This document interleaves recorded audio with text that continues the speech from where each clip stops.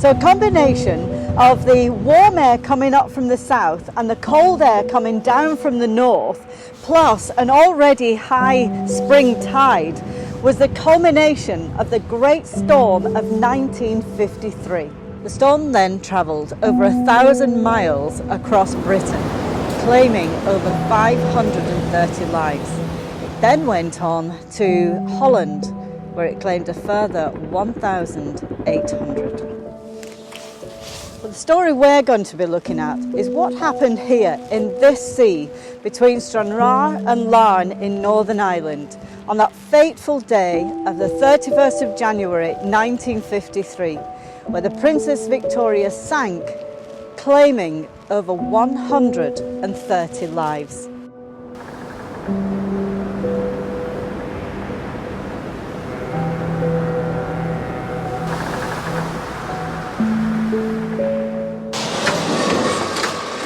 To take us back, we're going to go meet Elaine Barton, the local historian.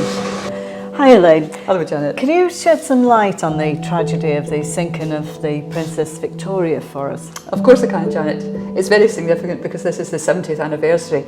It's 70 years, 31st of January 1953, since the Princess Victoria tragedy happened. In those days, it was a roll-on, roll-off ferry.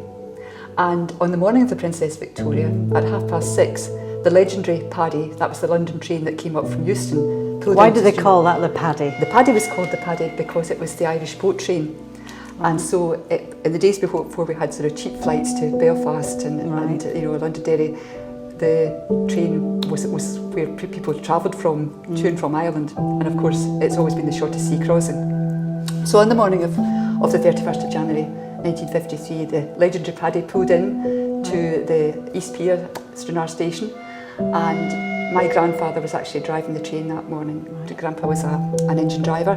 He drove for LMS, and he watched as the passengers alighted up the gangplank. And of course, a lot of these people would never return, sadly. So apparently the storm, as we know, was very severe. There was sort of 80-mile-an-hour gales out in the loch, and seemingly the ship herself, she was actually rising and falling about 6 feet above the East Pier, even before she set sail. She was 45 minutes late in leaving that morning. That wasn't uncommon, however, because very often the actual London train from Euston, the Paddy, was late coming in. But on that morning, she was 45 minutes leaving, and it actually took her 45 minutes to get up the loch, very, very slow. It was dreadful. There was a heavy storm, severe gale. The wind, I believe, was blowing from the northwest. She reached the mouth of the loch, and just beyond it, Captain Ferguson, I think, made the decision that maybe it was too risky to continue the voyage, and so he decided that they should have out-turned and retreat back into the safety of As he was turning the vessel, the storm doors burst open. And of course, in those days, it was like a guillotine door, burst open, and the car deck started to flood. Interestingly enough, my husband's grandfather's brother, his great uncle Jock, was actually a member of the crew that day, and he and another two members of the crew were sent to try and clear the load, which was starting to block the scuppers, because the load shifted as the boats. So when you say the load, you mean the cars? The cargo. No, I mean the actual cargo. The actual cargo. Apparently, it was interesting you should ask that question because it was so stormy. No cars were actually loaded on that day. So and it was different, as to what things are nowadays. So anyway, the cargo had shifted. The load had shifted, and it was blocking the scuppers. And that was another significant thing in the design of the Victoria, in that the scuppers were very small. Now just explain a scupper. Okay, a scupper. Okay, so a scupper is the hole, and in the car deck, it's where if the sea comes in, it can then go out of the scuppers. Okay. So if the scuppers are blocked and the car deck started to flood, then there was nowhere for the seawater to go, and so of course there was gallons and gallons of water coming into the car deck. Interesting enough, in future designs of ships, as a result of the Princess Victoria disaster, that was one of the things they took into consideration, that scuppers were so small. So Uncle Jock, great Uncle Jock, along with I believe two of the crew members, tried unsuccessfully to shift the load. Captain Ferguson then tried to reverse, for want of a better expression, reverse the ship back into come back into the lock. but he couldn't. It was because of the greatness of the storm, and so he decided to carry north and follow the course over to Ireland. Normally he would have stuck fairly close to the land, but because of the storm, the wind was coming from the northwest, he had to take a northern course. And as I say, things went from bad to worse, and the car deck eventually flooded and the boat started to list. Unfortunately, communications weren't as sophisticated as they are now, and the coordinates that were given by the time all the sort of rescue vessels came, the ship wasn't where everyone had imagined it to be. It was near the coast of Ireland. It was only 4 miles from the coast of Ireland when she sadly sank off the Copeland Islands. On the 31st of January 1953, this is the very room Port Partick lifeboat crew were assembled, get prepared, ready to go to sea. So, the 31st of January 1953, the boat that went on that rescue was the Jeannie Spears. This here is a photo of the actual boat that went on the rescue that day. Jeannie Spears was on station here from 1937 to 1961. It's 67 launches with 18 lives saved. It's actually been a lifeboat in Port Partick since 1877, and the rescue of the Princess Victoria is the one that lives in the memory of everybody at this station. When a call came into Port Partick Lifeboat Station for the go to the assistance of the Princess Victoria, the call would have come in, and in modern times now, with the information that they would have received back then, we set it out now like this. So the situation back then was to go to the assistance of the Princess Victoria. They had sent out an SOS. It was a roll-on, roll-off ferry, which was approximately 4 miles northwest of Corswell Lighthouse. The conditions that they faced back then was gale force to hurricane force winds, rain and snow. The execution was to go out, I would imagine, to either possibly tow the vessel to safety or possibly evacuate the casualties from the vessel if needed. The crew list on that day, the coxswain was William McConnell and his mechanic was James Mitchell. So as you can see set out like that, this is our modern day version.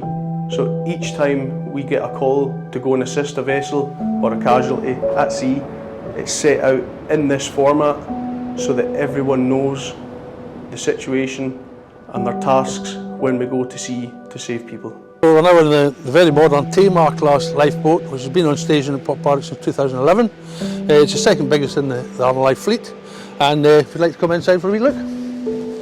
So this is the wheelhouse of the Tamar class lifeboat. One of the first luxuries we've got that they wouldn't have in the Jeannie Spears back in 1953 is we can come in and shut a watertight door, and we've got heating, we've got all this technology on the screens that they didn't have back then. I would think the Jeannie Spears would only have a handheld compass and a paper chart. On the morning that the Jeannie Spears received the call to go approximately 4 miles northwest of Corswell Point to the Princess Victoria, they would have sat in the same position here where we are located in the middle of the harbour. When departing from her moorings here in the harbour, I couldn't imagine what would be going through their heads when they went through the pier and turned round the Dorn Rock.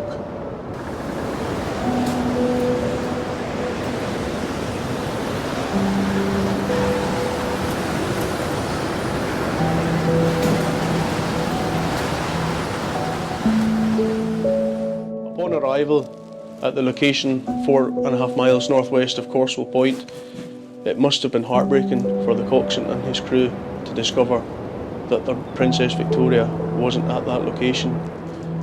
Upon new information, they continued on with their search and ended up on the Irish side of the channel, where they continued to assist in the search and rescue operation for the Princess Victoria. So John, when the Princess Victoria sank, you were just a little boy. What was it like as an 8-year-old boy, this tragedy? Well, I mean, that day I remember as if it was yesterday. Of course, at the age of 8, you know, it was difficult to take in, you know, the extent of the tragedy. But I certainly remember the day very clearly. From where we're standing, I was very fortunate that my home was a house called Knocknassy, which was situated about 4 miles from where we're standing. Right. And it was on the North Rens Peninsula, and it sat very high. So in my young days, I often, on clear days, I could see the whole, the North Channel. We could see the coast of Northern Ireland, and also my father occasionally would take my sister and myself out onto a higher point of a clear evening, and we would see all the lighthouses flashing in Northern Ireland, Gorswell Lighthouse, of course, and even the light at the butt of the Mull of Kintyre. So I was used to it. The sea was part of what we were used to, and therefore I understood some of the difficulties. But my memory of that morning, it was a Saturday, so I was not at school. Was the weather a bit like this? The weather was like this, the visibility was like this, but the thing I remember most was the strength of the wind. Yeah. As was usual on a Saturday morning, my father, who was a farmer, had a van that he used to go to the grain mill to collect grain and feedstuffs for the livestock. And he took the van out, and I went with him to this mill, which was just near the village of Kirkham. And actually, I remember he was quite worried, and I was equally concerned, because the wind was such that it was actually blowing the van about. Right. On the way back it was fine, because the van was loaded and it was okay. So that was the morning. Right. You could see nothing, the strong wind. What sort of time when you say morning? The early morning? No, 10 o'clock when we would go. But what I do remember was that because it was a Saturday, we sat down for a midday meal. Right. And my father went over to what we called in those days the wireless. It would now be a radio. Yeah. He went over and turned on the switch. And I distinctly remember it was, "This is the BBC Home Service.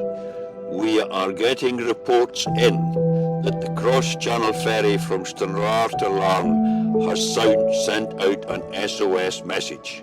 We have no further details, but obviously we will keep listeners informed as we get more information." And that was, I remember my parents were really concerned, because they would know people who were actually on that ferry. So that's my memory of the Saturday. Yes. And obviously by Sunday morning, the radio reports came in with the tragic news that that the ship had sunk.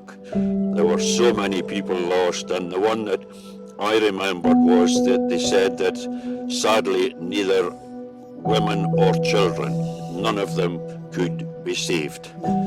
So that was my memory of Saturday and Sunday. Yeah. But terrible tragedy. And you know, what kind of effect did that have, like, for your parents after that? Because presumably, like you said, they knew people on board, and you know, what were they like after that? Well, there was just a quietness. You know, didn't say much. For example, my father knew a number of the lifeboat crew in Portpatrick. He also knew a man called Sam Batt, who was the senior Coast Guard in Portpatrick, and I believe that he was the one who got the original message. Right. And then my parents were churchgoers, and they went to the church service, and of course that was a very sad occasion on the Sunday. Yes. Yeah. But actually, the most poignant memory I have occurred on the Monday. Right. I was a pupil at a school called Mahar School. It was a school with about 80 primary school children. Right. On the Monday, as usual, I got onto the school bus and travelled to Mahar School along with my colleagues and actually one of the teachers in the bus. And again, it was quiet. There was, we were all thinking about this. Anyway, we arrived at the school, and when the bell rang, we went into our classroom. And in those days, we all had individual desks. And there was a desk along from me that was not occupied. Right. There was a boy of my age had joined the school just a few weeks before the tragedy. His parents were from Northern Ireland. His father had come over to work at the Ministry of Defence airfield at West Fruch near Stranraer. And as we sat down, our teacher, Mrs. Rankin, I remember her well, said, "This boy is not with us this morning. Unfortunately, his mother was on the Princess Victoria and she is missing, presumed drowned." And there was an absolute, we were all stunned. I mean, we were sort of 7, 8, 9-year-old. We were absolutely stunned to think that one of our classmates would never see his mother again, because our mothers had seen us out to school and were there when we went home, so there was a real silence. Yes. What happened later was, in the morning, we were lessons as usual, but our schoolmate, the school friend, came in and sat at his desk. Nobody said a word. The teacher just kept on teaching, and this boy sat down, took his books out of his school bag. Sometime later, a lady that we'd never seen before came into the class, tapped him on the shoulder. He put his books into his school bag and left with this lady. And we never saw him again. And to this day, I still remember seeing him go out of the class. And despite 70 years since this happened, I still wonder how he coped in life with the loss of his mother, where he went to and what happened to him. He could still be alive. Yeah. But I've never been able to trace either his name or what happened to him after he left. So that was for me, that's the thing I remember most about this tragedy. Because that had an impact on the 8-year-old you. I guess you must relate. We all relate, don't we? You think, I could be me, could be my mum. And like you say, wondering, where did he go? What happened? And the fact that he went to school on the Monday after his mother died at the weekend is...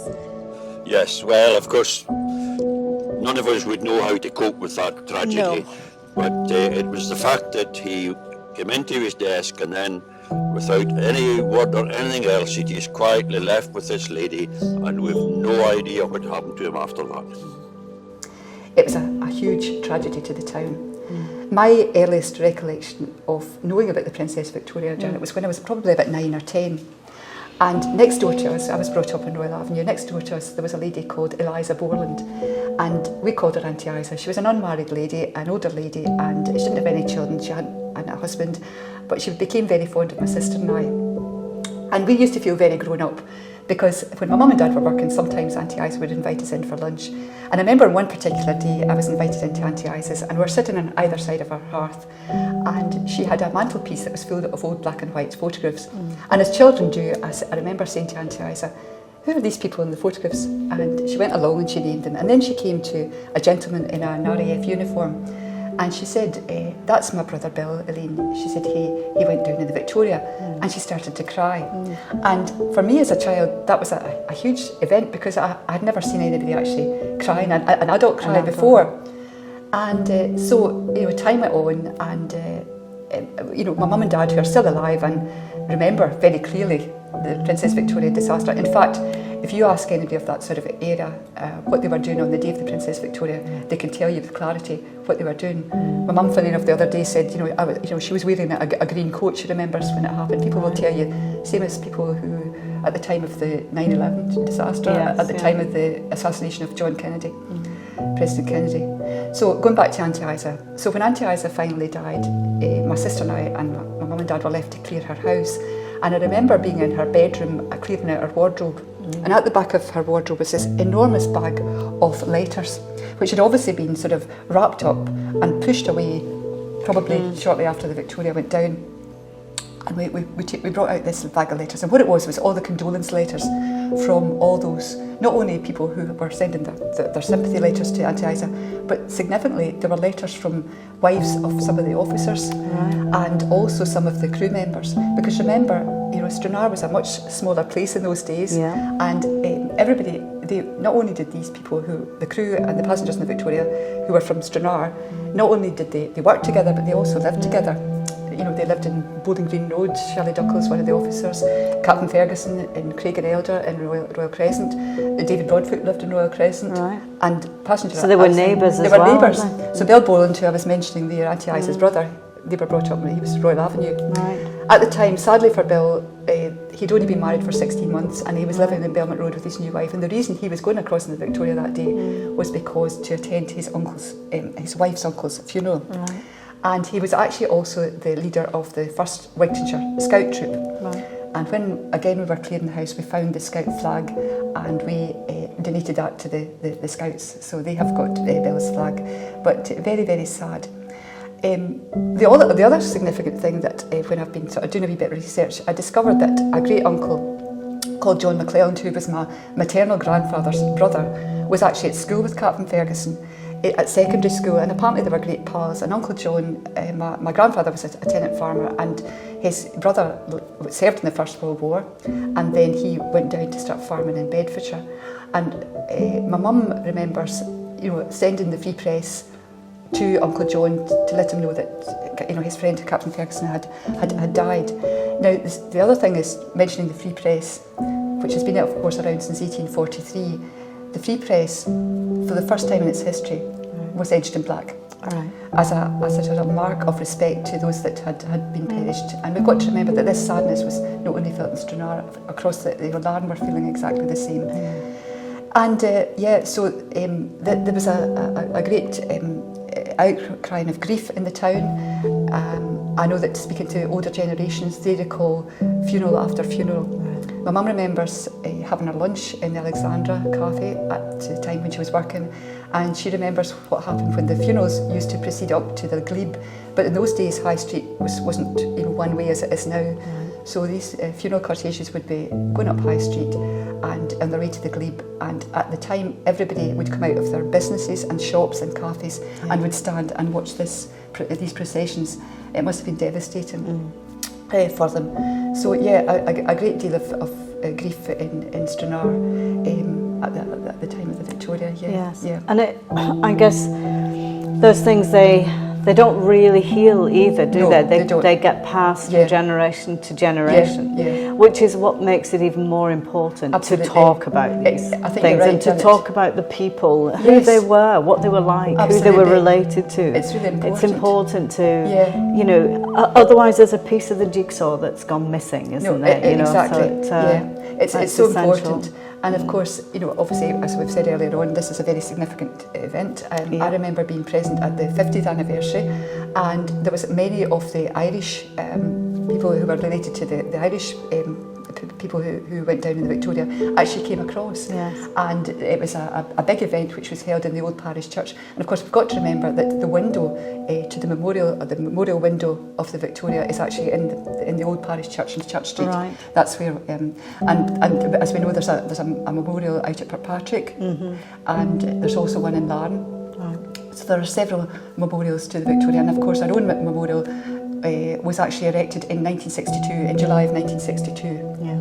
There was some, I think, discussion, shall we say, and some outcry at the time when Agnew Park was redesigned, because the original memorial had to be shifted. Yes. And for many people, particularly those who didn't have a grave, because some of the people weren't recovered from the Victoria, some people saw that as a place to go, and I remember Auntie Isa was quite horrified that it was good, but that's in the past, and now we've got a memorial which I'm really pleased to say that all the names are recorded, and I believe 2 names were added in recent years because I think the statistics were 133 people went down, but I believe if these 2 people, with the addition of these 2 people, there was actually 135, and that was due to an Irish historian who researched. And of course several books have been written, and as chair of Stranraer District Local History Trust, the book that we were looking at there, the Princess Victoria book, was written by Jack Hunter. Now Jack Hunter was the head of English at Stranraer Academy, and he was a wonderful man, a great historian. And Jack actually got so much information. He wrote his initial book. I think the initial book original book was written around 1998, but he got so much information after the book was published that he published another edition in 2010. Sadly, Jack's no longer with us. I remember, sitting in his English classroom when I was at Stranraer Academy, and Jack always had he always remembered the Princess Victoria, and he actually had a photograph of the Princess Victoria pinned behind him on the blackboard, on the wooden blackboard. So he always spoke with great authority on the Princess Victoria, and it's thanks to him. Does he have family? Yes, who he was has. on it? Yes, no, he doesn't have any family that was on it. Jack was actually a Wigton man. All right. He's actually a Wigton man, but I think because he taught in Stranraer and had obviously knew many people. So that's, and I think that's one of the things that the Stranraer District Local History Trust do. We try to hopefully publish books like the Princess Victoria, which we are trying to preserve history, and particularly the Victoria, which in my opinion in recent centuries was the most significant historical event in our wee town. Well, in the waters around absolutely, Britain, yes. It's an enormous tragedy. Huge tragedy. Tragedy. Absolutely. And what we've got to remember, in those days there wasn't a passenger list. And I believe passenger lists weren't introduced until after the tragedy of the Herald of Free Enterprise. So, again, that's probably why there was some delay with the names going onto the memorial. So no passenger list, you just sort of probably bought a ticket and went on as if you were going onto a train or whatever. Or a bus, exactly. And so, again, there were several probably improvements. If there was a positive thing to come out of the Princess Victoria, probably the thing about the scuppers, the doors, the stern doors, improvements there. Also, you've got to think about the lifeboats. When the lifeboats were, obviously released.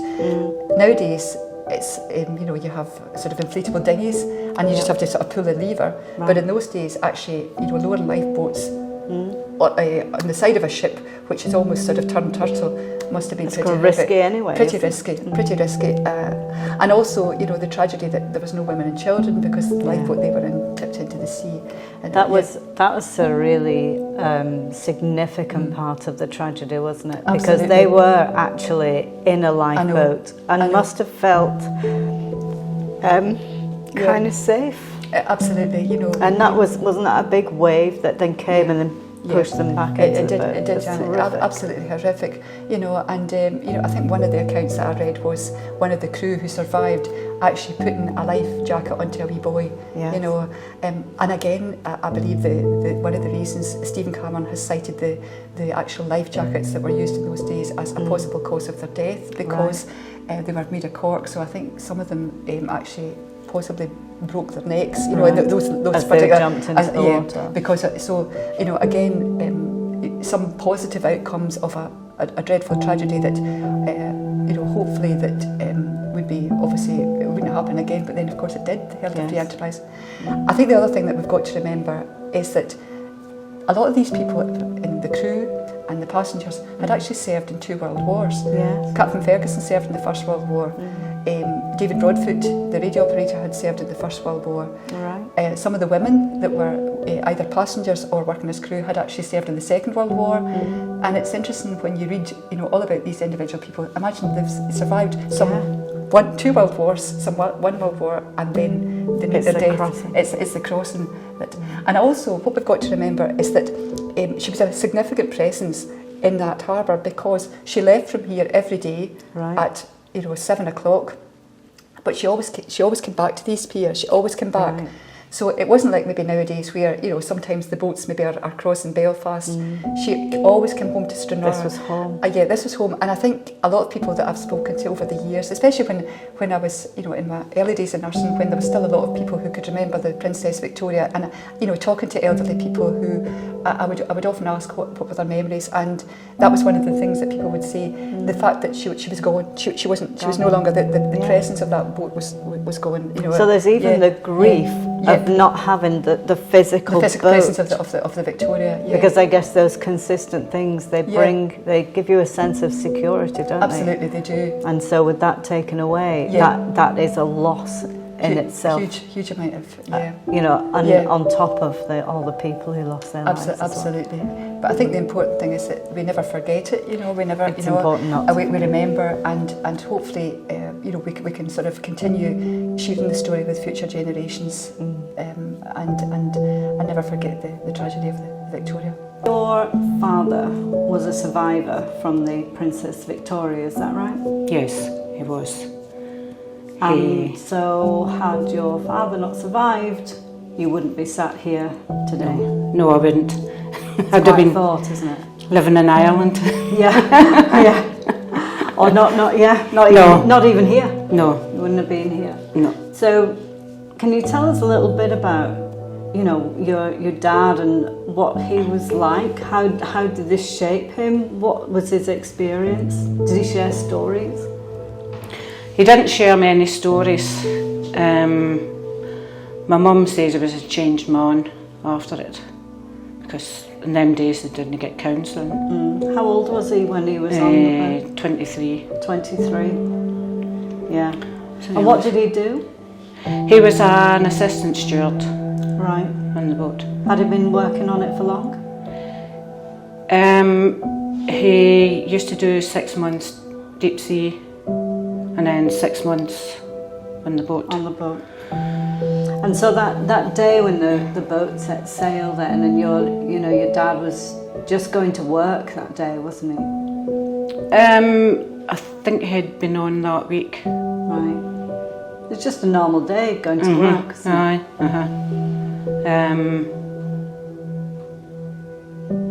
As far as I know, it was up to the captain to set sail. Right. Because it was a mail boat. Yeah. And he never really spoke about it much. But after he had died, we found manuscripts of the court case. Okay, tell me a little bit about the court case then. Well, we found out that John McKnight and him were best pals. John was his chief steward, the chief, so he was. And seemingly the two of them slid down the deck. Right. John lost a few fingers through scalps and that, and fell into the sea, and he had been lifted into a lifeboat.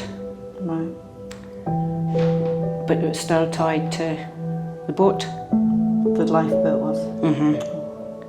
And Victoria was going down, so they were being dragged with it. And then my dad was thrown out and then dragged back in, and by that time the rope had snapped. Right, so the lifeboat had got free, and that's what saved your dad. And it saved this other guy as well, did it? No, I don't know where John went to. He wasn't in the same lifeboat. Right. He was picked up somewhere else. Right. And they'd no oars, so they just drifted. In the massive tidal waves as well. Yeah, I think there were about 30-foot waves or something like that. Oh. People, he says there was no screaming, they were all calm. So they were. And there was actually some of the passengers asked him to go down to get their suitcases. And he went down, and seemingly the water was up to his ankles.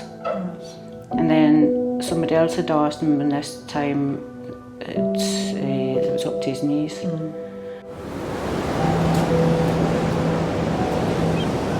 I first saw her heading in the direction of Larne, and the wind was making heavy weather. The weather continued to get worse. When she went out of sight, she seemed to be on a line between Corswell Point and just north of Ballantrae.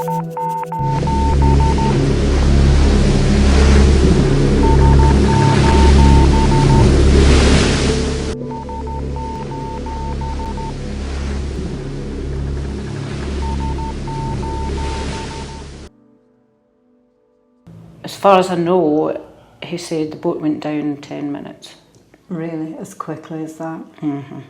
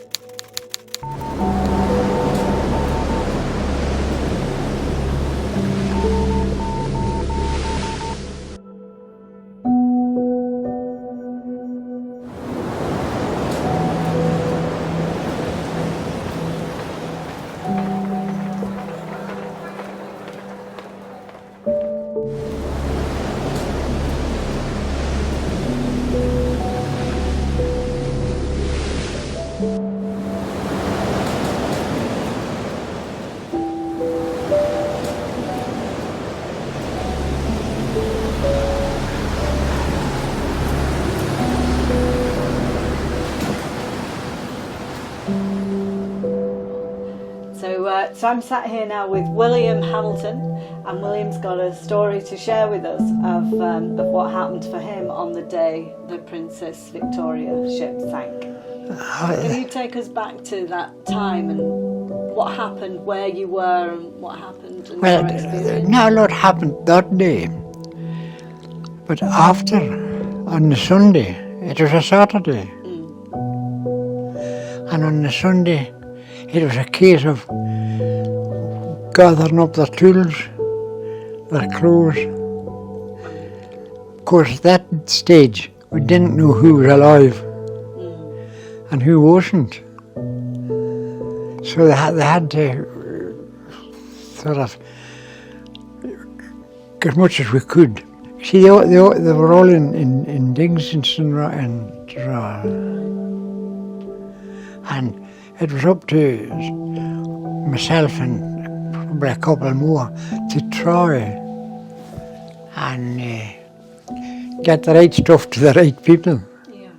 And of course, a few got off, but it was horrendous. The sea was horrendous. Can you remember the sea and what it was like? Well, we went down and had a look at it, to be quite honest. And it was, she never should have sailed, but I mean, in those days the post had to get through. Yes. And Jimmy Ferguson, the captain, Jimmy, anyway, sort of worked to that, if you like. Yeah. Difficult decision for him to make. That. Well, I've got a son at the moment, a captain. Right. and they carry the blame. They do. But you don't expect, they couldn't turn, that was the problem. She had the wrecking, you hear so many rumours, but the wrecking at the doors at the back were damaged. And it was quite sad when you think your workmates are all out there drowning. Yeah. It's a really tragic situation, isn't It it? was. Yeah. That's I was 23 then or something, 24. So Billy, you were saying about this extra flight. We've got some details here. So what was the date on there, did you say? The date near. The 5th or the 8th of February? That was us dropping the wreath, them dropping the wreath, no me. No. So you had to stay home, well, back at base. And back at base near traffic control Right, for this flight. Was this a seaplane then? Yes. That was going out? Oh, that was seaplane. There was the amphibians. Amphibian came from Belfast. All right. It And could- these are the two planes then that came to drop they met over where the ship sunk. Yes. And so they would have landed on the water at that point and then laid. No, laid they out didn't. the- They didn't land. They didn't land on the water. No, they so they just- just lowered the reeds down Just onto the sea. Rode the reef, dropped it down. Oh yeah. But with that gang, there's two padres on it, and the town councillor,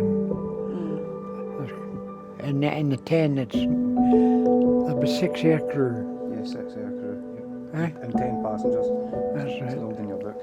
So then tell me about, like the communications and how all that worked and, because it must have been very difficult being stuck out there at sea. So what was the setup? Well, Kirkpatrick Lifeboat, Kirkpatrick radio station played a big part in the attempted rescue of the Princess Victoria. And that's where we sort of should mention David Broadfoot. Right. So David Broadfoot was the radio operator on board the Princess Victoria. And David Broadfoot had been at sea since the First World War time. He was a very experienced radio operator. David Broadfoot was eventually awarded the George Cross posthumously, and because he actually remained at his post with his Morse code and actually apologised, which at this stage he was probably knee deep in seawater, for the quality of his Morse code. And after obviously the tragedy, after he didn't survive, his son Billy and his wife were invited down to Buckingham Palace and were presented with his George Cross. Years later, in 1999, Billy sadly then developed terminal cancer, and he decided that he would donate his George Cross to Stranraer Museum, where it remains now. Oh, okay. And there's actually a lovely photograph of Captain Ferguson's son, Jim Ferguson, and also Billy Broadfoot holding the George Cross. Right. Very significant there. Now, the other thing is about the Sir Samuel Kelly. That was the lifeboat that was launched from Donaghadee. Now she managed to rescue 34 she picked up 34 survivors. Right. Because of the difficulty with communication and the fact that the Jeannie Spears, didn't initially, follow the course of path where the vessel was, because obviously she had drifted. They only managed to rescue two survivors. There was only 2 survivors on that lifeboat. There's quite a famous photograph of her returning to Kirkpatrick and some of the crew actually climbing up the metal ladder at Kirkpatrick Harbour, and a huge crowd there to meet and I believe the coxswain of the lifeboat that day on the Jeannie Spears, I think he was a guy called William McConnell. He had actually resigned from the lifeboat, I think about 4 or 5 days before, but he actually went out as the coxswain that day. Yeah. Yeah. I mean, when you think about it, the guys going out on the lifeboats, I know. What they were going to face was unbelievable. Absolutely. Because lifeboats is not like going out in, Princess Victoria, for instance. Absolutely not. So they're risking their lives. Yeah. There's again footage where it shows the lifeboat going out, in very severe tides, and it's horrendous. It's she's pitching and in absolutely enormous waves. Like you can't imagine the size of those waves. And over such brave people. Sure, absolutely. And even today, amazing. Yeah, absolutely incredible. Absolutely amazing. Incredible. Yeah, amazing. The Sir Samuel Kelly, I believe, is still over over the water, and there has been a campaign over the years. I think the last I read in it, I think it was 2016, an article I read, but there has been campaigns to preserve it. Because I think it sat out somewhere, for a long time. But there's an interesting connection there, because one of the people who were keen to raise funds to preserve the Sir Samuel Kelly lifeboat was actually Bear Grylls. I've heard he's got something to do with this, Elaine. Yeah. Okay. So what's his connection? So his connection is that his great grandfather was Sir Walter Smiles, I think that was, Okay. yeah. And he was an MP over in Northern Ireland. And yeah, and I think there was a bit of pressure. He was supposed to fly across that day. Obviously, flights had been cancelled. And I think there was a bit of pressure that, you know, he should get across. Right. So hence the reason he chose to sail in the Victoria. But sadly, he was one of the people who drowned. And there was always, you know, it was, as I explained earlier on, it was known as the mail boat. Yes. So you know, it was important that, you know, this business of the mail must go through. My dad at the time was a 22-year-old postman, and although he wasn't loading the mail on the day of the Princess Victoria, he had done it many times before. So he knew the crew fairly well. He knew not only the officers, he knew many of the crew, and that included a chap called, I think his name was Thomas Mann, and he was a Northern Irish chap, and he was actually the mailman on the vessel. And about a month after the disaster, there was actually a bag of mail found floating about in the sea from the Princess Victoria, and I think there was only because a family in Northern Ireland who ran a business actually received a letter from the Royal Mail So they of the got post delivered. office. Yep, post office. And the reason this letter survived, I think it was just an account for a pair of shoes or something, but the reason this letter survived was it had been right in the centre of the mailbag, and they treasure this letter apparently, or this invoice, because it's a survivor of the Princess Victoria. So yeah, it's That's amazing. That's that amazing. They went and continued to deliver that. That's quite something. Yeah. So, and we were talking earlier about, you know, the place that the Princess Victoria held down at the pier. And therefore in the hearts of the people in Stranraer. You know, the boat itself was very much in the hearts of the people it was in the town. Her physical presence there, you know, as I said, the physical presence of her being there first thing in the morning, and you could almost like check your watch by it and stuff. Absolutely. And I suppose that's the bit that it brings that kind of peace to your life, like knowing that that's still there. Life is going just fine. But then you take that away. And that's a constant reminder of the tragedy that happened. That she was gone, you know, and she was gone, and so was a large portion of the community. The Great Storm of 1953 and the tragedies that came in its wake have largely been forgotten in the history books. It was the year of the coronation of the Queen, and Europe was just coming out of the catastrophe of the Second World War. And this story didn't match the picture of progress and joy that was so desperately needed. But for the healing of these communities and their families, these stories must be remembered.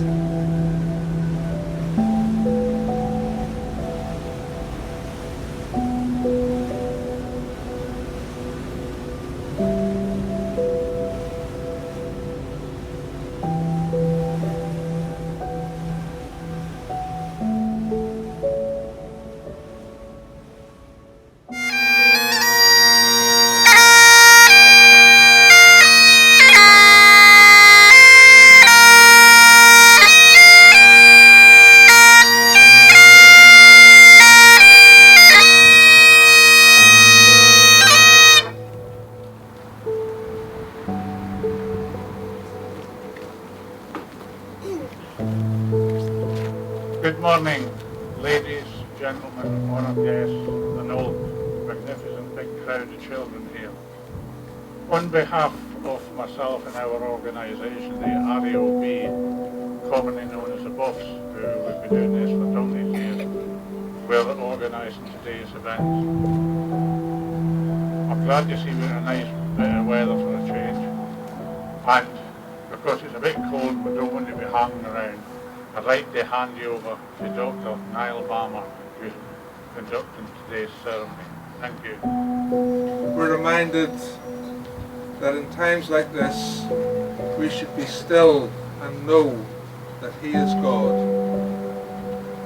The psalm continues, therefore we will not fear, though the earth gives way and the mountains fall into the sea. As we pray today, we find it hard to believe that such a thing like this could happen here in our wee town.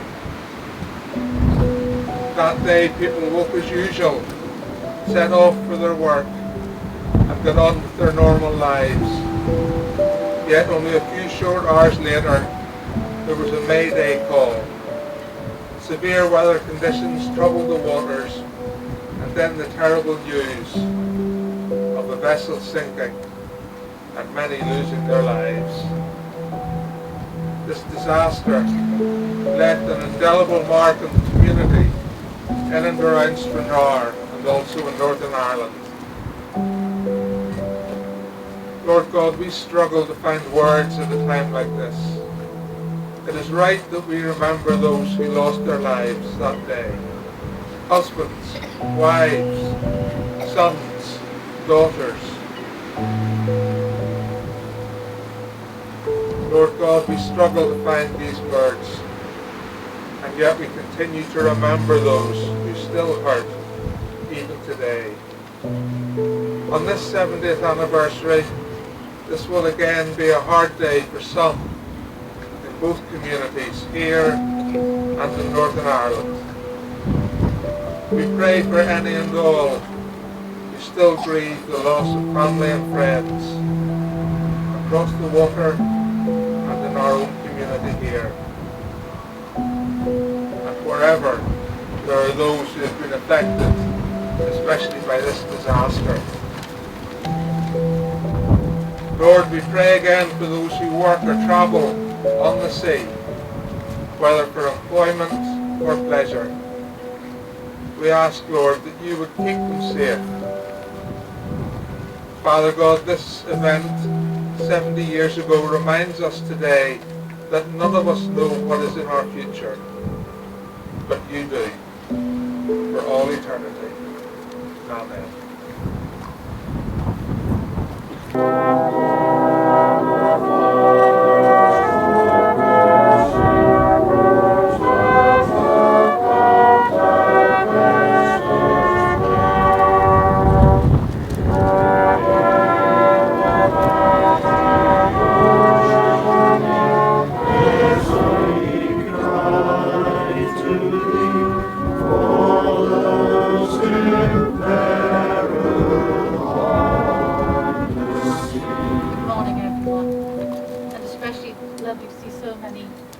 Children and young people here today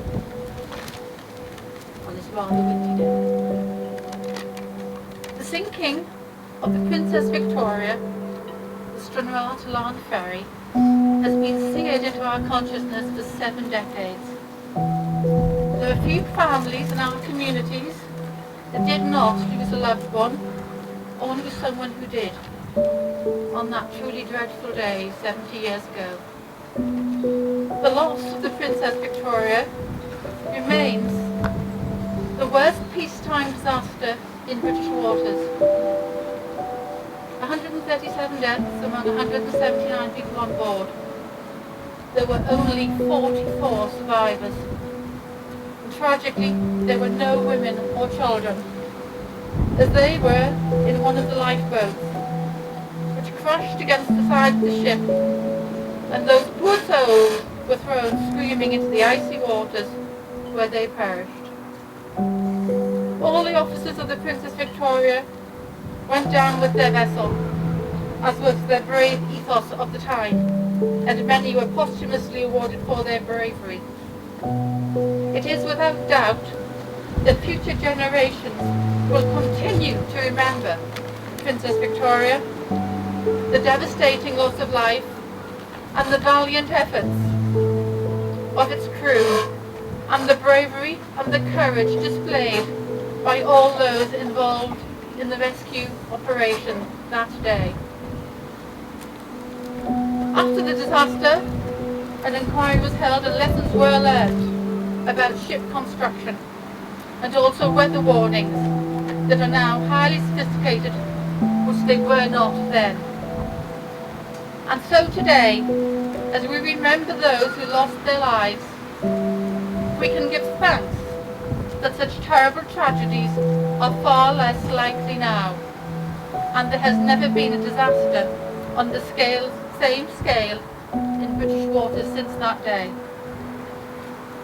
The dead of the MV Princess Victoria will continue to live on in our memories, and their legacy will be that the world is far, far safer now. Thank you. I remember that day very clearly, the 31st of January 1953. It was a Saturday, and therefore I was not at school. I was at home, and home for me was a house called Knocknassy, which is about 4 miles from where we're standing. It sits high up on a very high point of the North Rins Peninsula, and I distinctly remember that morning because the wind was blowing much stronger than today, and it was heavy rain, and the rain was battering against the windows of my home. Because it was a Saturday and I was at home, and my father decided to put on the radio at 1 o'clock that day, and that was the first we knew that there was a problem. I remember distinctly it said, "This is the BBC Home Service. We are getting reports that the ferry that runs from Stranraer to Larne has put out an SOS message. We will keep listeners informed as we get more information." And of course, as the day went on, the reports were much worse, and on the Sunday morning we knew that the ship had sunk with the loss of so many people. But I want, especially with the young people, I was at school, I was in primary 3 at Mahar School, which is about a mile north of the village of Garcombe. And that morning when we took our seats in class, and we had separate desks at that time, there was one pupil missing from that particular classroom. Our teacher, a lady called Mrs. Rankin, informed us that sadly this boy's mother had been on the Princess Victoria and had lost her life. And she said to us, "Now be nice to him, because he'll be feeling very sad." Shortly after that, he came and joined beside me in the desk in the classroom. And we were stunned because we thought this could have been our mothers. And there was a silence in the classroom that I remember. And then shortly afterwards, this boy, who must have been very brave, and remember he was a primary 3 pupil, he came and he sat in his desk. But none of us were able to speak to him, we didn't know what to say. But the thing I remember most is that an hour later, a lady whom we had never met came in and tapped the young boy on the shoulder. He put his books into his school bag and he left the classroom. We never saw him again. Someone else, his family must have looked after him. But today, I still remember very clearly that very sad event of a boy who'd lost his mother, leaving his pals at school. And I wonder, even today, it may well be that he's somewhere, but I've never been able to trace either his name or where he went in life. But every year at this time, and indeed other times when I pass Mahar School, I still think of that young boy losing his mother in such tragic circumstances. Thank you.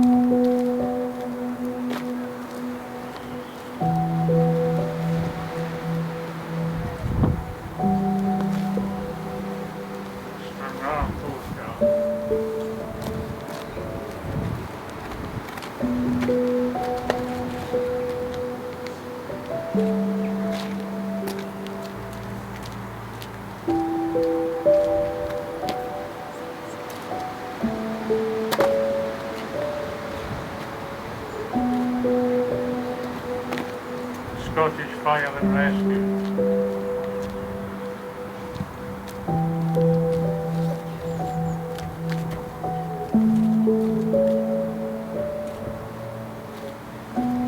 Stay in the line.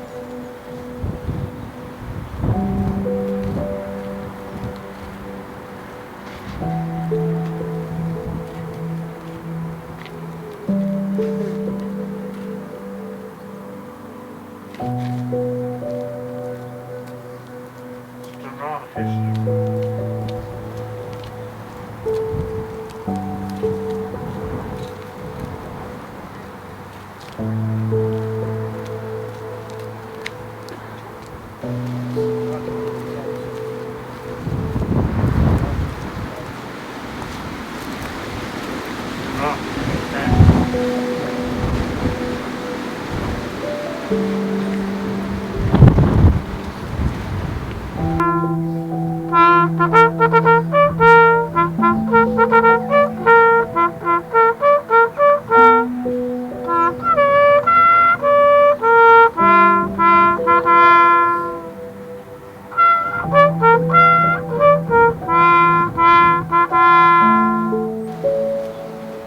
Father God, we thank you for the opportunity to remember the terrible events of that day. They remind us of the frailty of life. We thank you, Lord, for those who are gathered here today. We pray, Father, that you would help each one of us to live our lives in a way which is respectful to others and which brings honour and glory to your name. We ask these things in your Son's name. Amen. 133 lives were lost at sea that day. 44 survived, and I think we should always remember. And it's great to see so many young people here, the children going to primary school, secondary school. So I don't think we should ever forget, neither from Stranraer nor Northern Ireland and Larne in particular, where it's synonymous with the sea and the ferry crossing. So I just want to finish by thanking everyone who has turned out today and to remember all the lives that were lost on that tragic day 70 years ago. Thank you very much. Can I just welcome you to this civic reception on behalf of Wigton Area Committee and Dumfries and Galloway Council. What I didn't say, I didn't want to keep anybody any longer. I don't think I've ever seen so big a crowd at the Princess Victoria commemoration in the many years that I've been attending. But I had the privilege back in '77 of working on the boats, on the ferries, and I had the privilege of working alongside one of the survivors, John McKnight. Many of you will remember John working there, and John survived. He was one of the 44 who survived the disastrous day. A proper gentleman who went on and was properly fitted to the rank of chief officer, chief steward on the ferries when I worked there. But it was a tragic day. There will be an exhibition later on that will be open. But rather than me stand here saying to you all, they just welcome everybody, and if you just help yourself to the eateries that are already there for you. Thanks very much.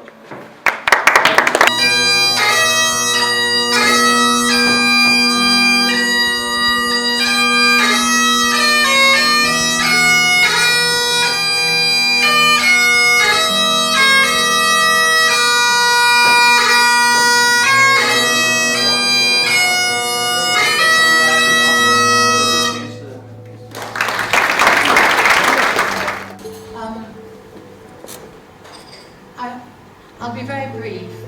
I think we've had a lovely morning and a lot of speeches.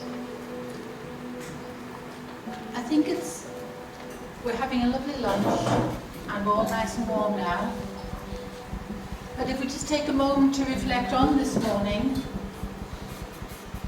and the 70th anniversary of the MV Princess Victoria and the lives that were lost, and and the incredible bravery shown that day. It's important that we, as a community, keep this in our memory. And because of the community, it's so good to see this exhibition. It is a community-led exhibition. There's a lovely painting, the knitting, and the photographs, and the press reports of the day. But what really, really touched me was the work of the young people and the children. I know we'll hear about them later today, but it's so good. So many turned up today, and we have their words. So, on behalf of the community of Wigtonshire, thank you so much for everyone coming along today, and let's hope that we never forget the people of the MV Princess Victoria. Thank you. Good afternoon, everyone. It's a great pleasure to be invited along this afternoon. I feel very humbled and very privileged to have been invited along to speak to you in my role as Stranraer Chair of the Stranraer and District Local History. The Princess Victoria was built by William Denny and Brothers on the Clyde, and she was launched in 1946. She then went into service in 1947. She was a roll-on, roll-off ferry, but her Achilles heel was her stern doors. In 1949 and again in 1951, her car deck badly flooded, and this was a fault in her design. It's something that it has to be remembered, and the story passed on to future generations. Thank you everybody for your time, and thanks for allowing me to speak this afternoon. Thank you.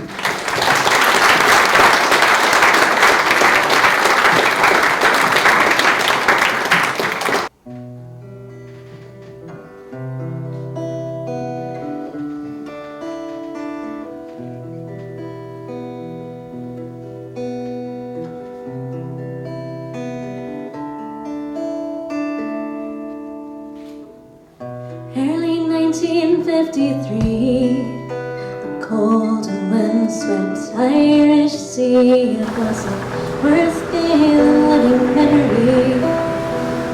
The skies had wept in warning.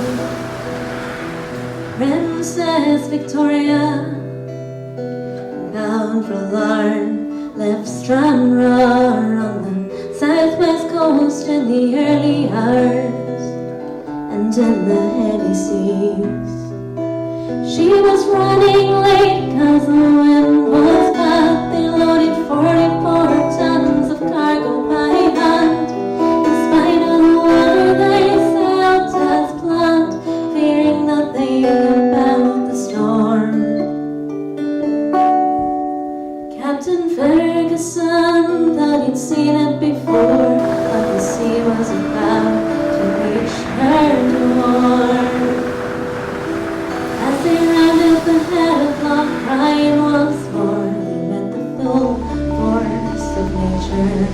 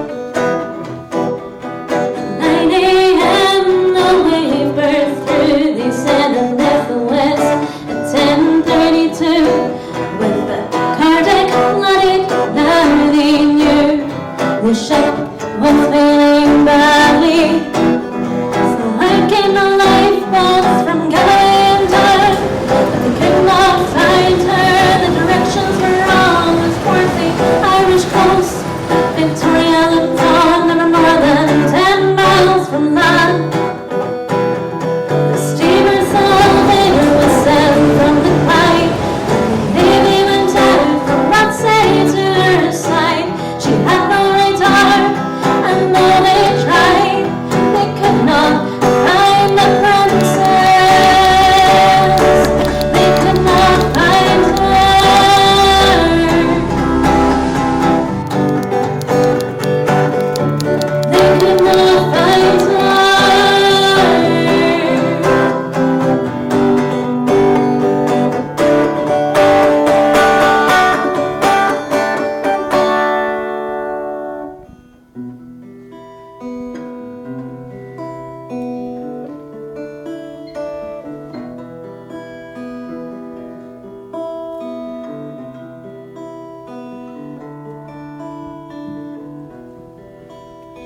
crew fought to save her as the worst of the tide hit the starboard engine room and she fell on her side.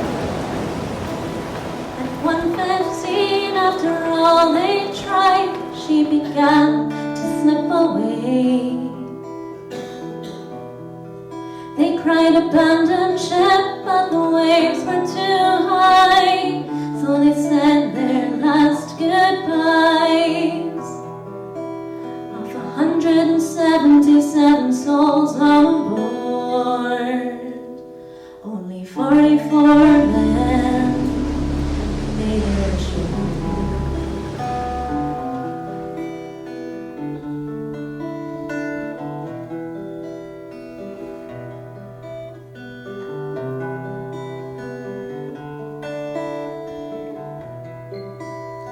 Eternal Father, strong to save, whose arm was bound the restless wave, will hear us when we cry to thee for those in peril on the sea.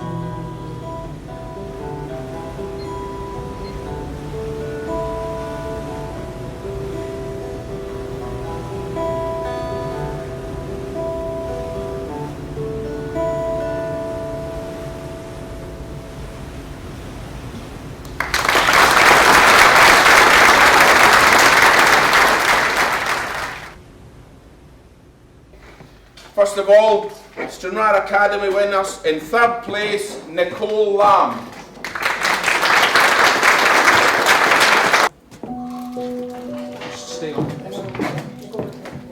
In second place, and the story is going to be read by the head teacher, Mr. Farquhar, it's Chloe Macready.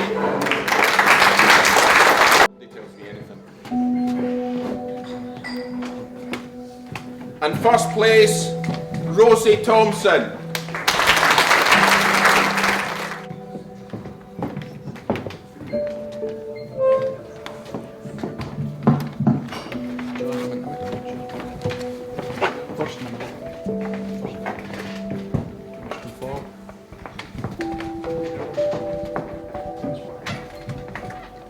Hello everyone. Chloe's story by a talented but shy Chloe Macready. It was a normal day.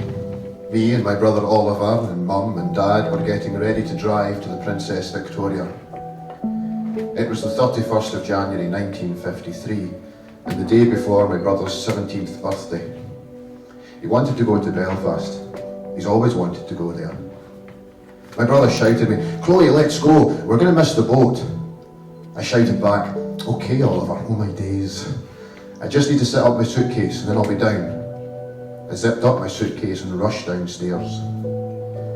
Me and Oliver always fought over who got the front seat, and he always won. Because Mum said, "Chloe, your brother's the oldest and he gets to sit in the front." I never got why he always won, but it's just what it was. My dad was meeting us there. He was working, and after a 3-hour drive, we finally arrived. My brother said, "Isn't she pretty?" And I nodded. Me and my brother had a really strong bond. We never fought over anything, maybe just silly things. We all boarded the boat. As we walked around the boat, I bumped into a little girl, and she said, "Sorry, lady," and gave me a soft smile. I said, "It's all right," and gave her a smile back, and continued walking. After a couple of hours, I walked back to my room, when my mum asked, "Are you kids hungry?" I said yes, and my brother said the same. So we all walked down to the dining hall. It had the most amazing food ever. Little did I know, hell was about to strike. A couple of hours after we ate, the waves started crashing onto the boat. Me and my brother were sleeping when our parents woke us up. When I woke, I asked Mum and Dad, "Why did you wake us up?" My mum said, "Look outside, Chloe." I looked outside and saw waves crashing on the ship. I froze in fear when Mum and Dad said, "Oliver, Chloe, stay here. We're going to find out what to do." Me and my brother nodded.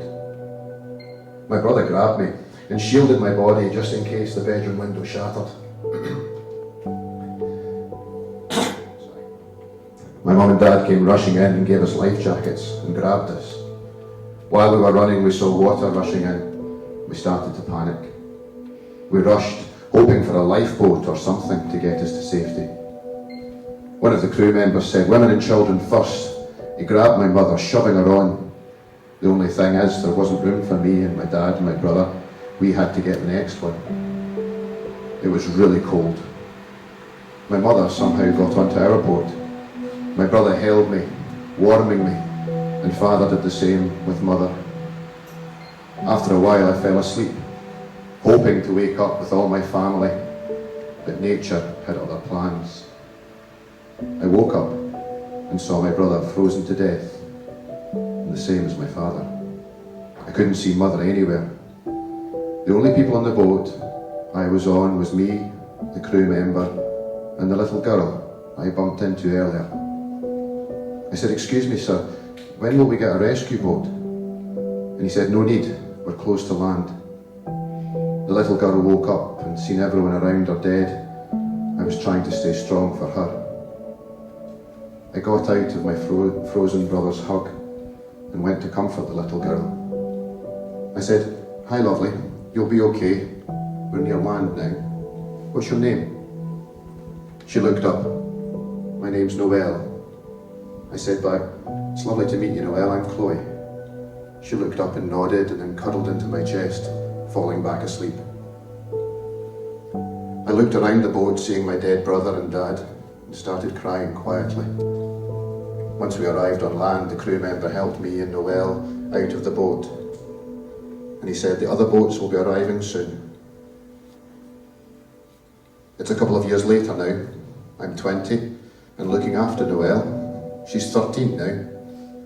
It's still hard to process what happened that night. I miss my family a lot, and I hope that they're looking down on me.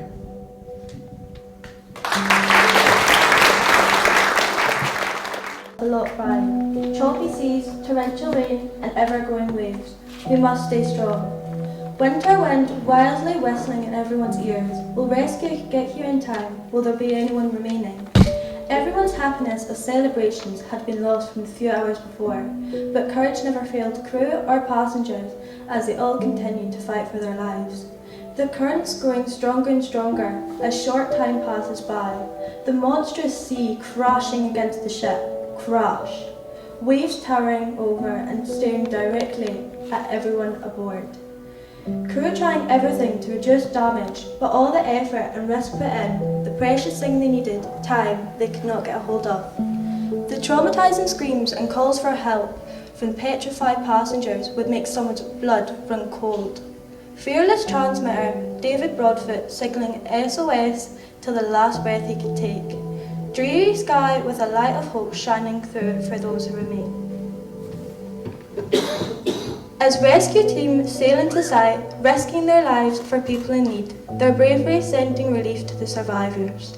Everyone shall not be forgotten because of the bravery and courage each passenger, crew member and rescue operator had on that day of the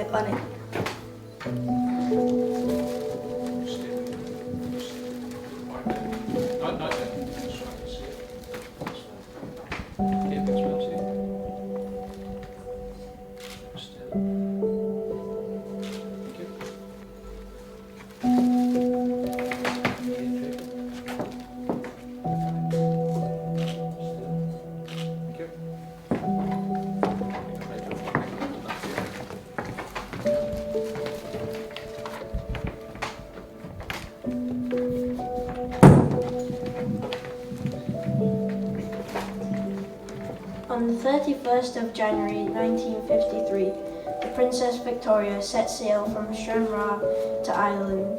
It was 7:45 a.m. and the wind howled through the car decks, but the decision was made to sail. It wasn't until the ship reached the mouth of the loch that they realised how bad the storm was.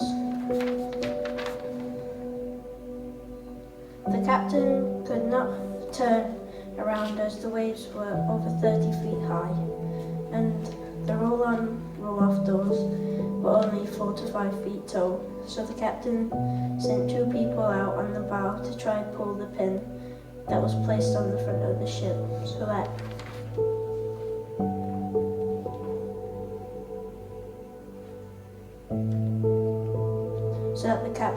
could steer whilst reversing, but they couldn't reach it. So the captain waved them back inside. A huge wave crashed over the short doors, so Captain Ferguson ordered for an SOS to be sent out. Whilst the SOS was being sent, Captain Ferguson decided to sail north to avoid the storm, but too much water had gotten into the ship and it was sinking.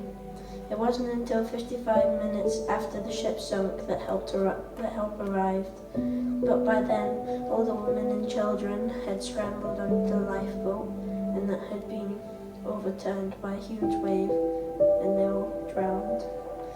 The men started putting on life jackets and jumping into the ocean, neither drowning or breaking their necks. But eventually the lifeboats got as many people as they could off the boat, and sadly the bravest people, the captain, the boat officers and most of the crew end up taking their last breath that day.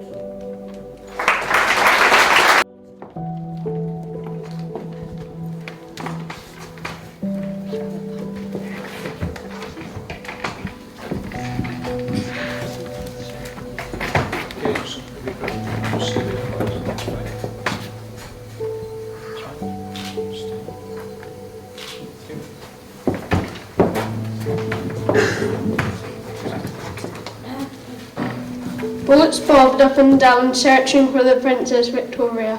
Rescue boats searching for what felt like forever and ever.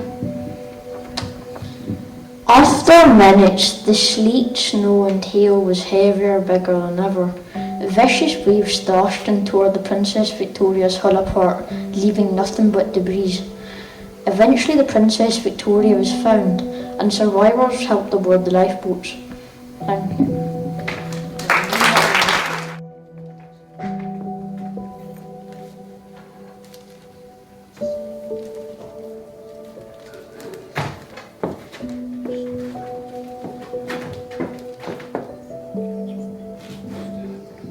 Captain's Red View. It was the 31st of January 1953. I heard some of the crew shouting at each other. I knew I shouldn't have gone on the MV Victoria. I had a bad feeling in my stomach. I was friends with the captain. I was a retired captain myself. I got up. I had a big weight of bricks in my stomach, but I had to know the truth. I opened the door and saw my old friend Bob. He was looking really stressed. "Oh, Jen, can you help me? I've lost my mind." Someone left the stern door open and I didn't realise the sea was so rocky. The best thing I can do is turn back, but it might be too late. Try and turn back, I'll reassure the passengers. Passenger's view. Something's up, I thought. A member of crew had just told us that we're turning and going back, which is a pity. I was so looking forward to going to learn, but at least there's going to be drama. I'm a reporter and I love drama. I decided I'll take a closer look, so I crept down into the captain's room. I felt really excited. Now it's time for some drama. I squeezed myself in delight. The crew members came in. I found out what was happening. This was no time to mess around. I had to help.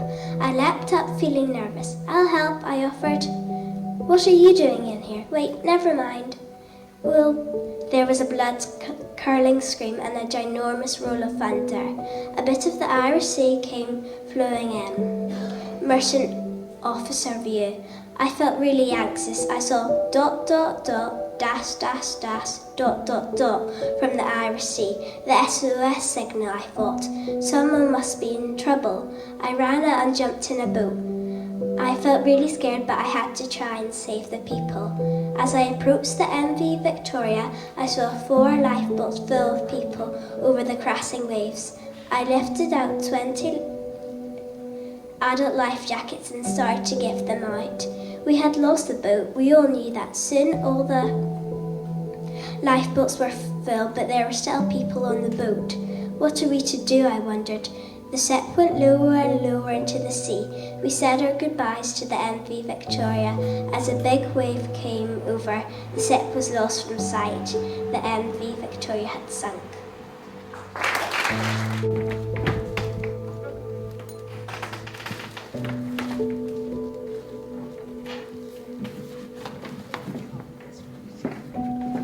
Okay, just stay where you're at.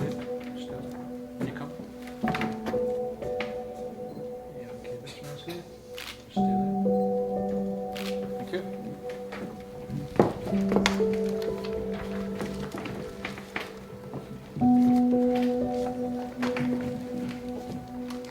There is creaking wood as the wind levels rise. The massive boat leaves at 7 a.m. But the passengers weren't that wise to ride the massive boat that turned into mayhem. Strong, sharp breeze making your face feel chilly. Young and crazy children running around like silly. The boat is rocking like a newborn baby, and maybe people won't throw up everywhere. The fear breeds fear when the storm is near. You can also hear the ship trying to turn gears. The engine sounds very oh so loud, and my ears were peeling as I joined the screaming and shouting crowd. Life was slowly turning into hell. The nervous feelings are kicking in and it's making me not feel well. In the end it turned into a horror story. And as the ship went down, well, we'll remember this in glory. And one more. Thank you very much.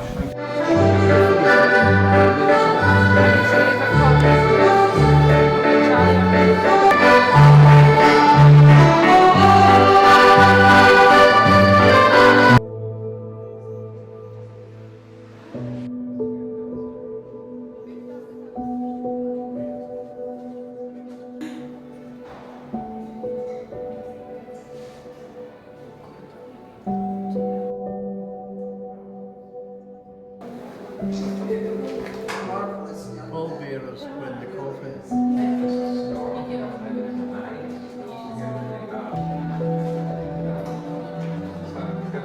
In this sea, between Stranraer and Larne in Northern Ireland, on that fateful day of the 31st of January 1953. So on the morning of the 31st of January 1953, Debbie nicely pulled me in at the very last minute and told me about this about, 20 minutes ago or something? Lovely.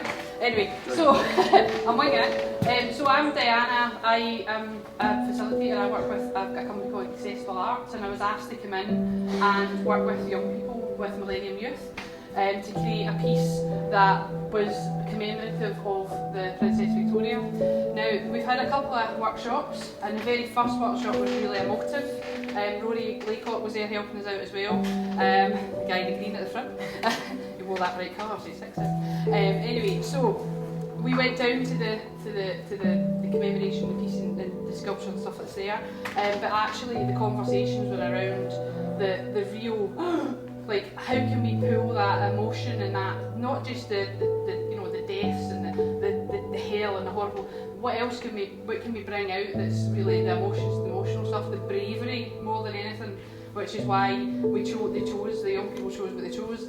So the piece itself is all around that last moment where David Broadfoot, because he's been mentioned a few times, was still SOSing ...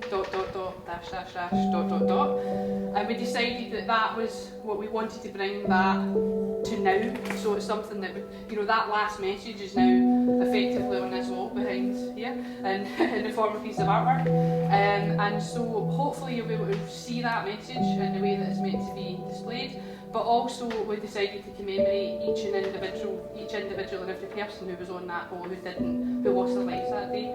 And you'll be able to see that in a wee moment as well, without revealing too much more. So is this a bit where I get to whip the curtain on? Yeah. Is it the right bit? Yeah. So it's 9 pieces. There we go. ... .. SOS.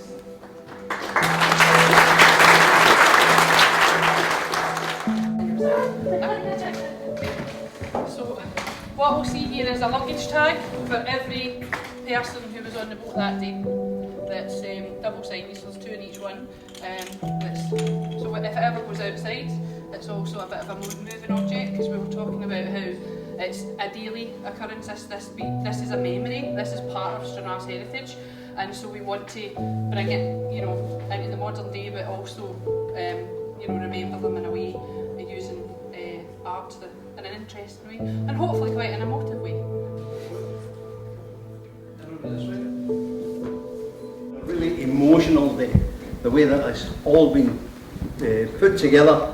I think the people or all those that have been involved in piecing it together should really be congratulated. It's a commemoration of 70 years since the tragic day when the Princess Victoria actually sank with 144 deaths to the sea, but we had 44 survivors.